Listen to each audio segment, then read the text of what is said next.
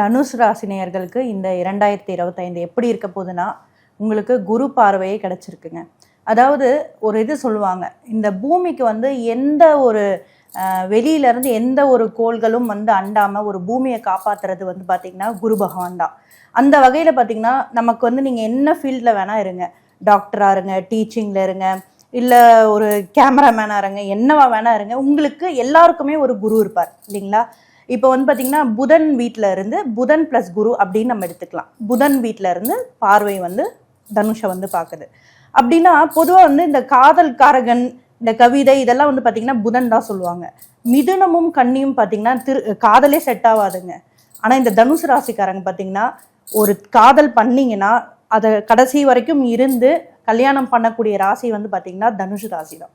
So இந்த ஆண்டு வந்து பார்த்திங்கன்னா ரொம்ப நாளாக உங்கள் வீட்டில் வந்து சொல்லாமையோ இல்லை ஒரு காதல் பண்ணிட்டு இருப்பீங்க, அந்த அவங்க எல்லாருக்குமே வந்து திருமணம் கைகூடும் காலம் இந்த 2025. நிச்சயமாக வந்து ரொம்ப வருஷமாக நீங்கள் சொல்லாமல் வச்சுருந்தது, இல்லை இவங்கள தான் பண்ணால் இவங்கள தான் பண்ணுவேன் கல்யாணம் அப்படின்னு சொல்லிட்டு இருந்ததெல்லாம் இந்த ஆண்டு நிச்சயமாக உங்களுக்கு கிடைக்கும். அண்ட் வந்து தனவரவு பார்த்திங்கன்னா உங்களுக்கு தொழிலில் வந்து இதுக்கு முன்னாடி வந்து பார்த்திங்கன்னா இப்போ 10 ரூபா போட்டிங்கன்னா ஒரு 20 ரூபா வரும், இல்லை 15 ரூபா வரும்.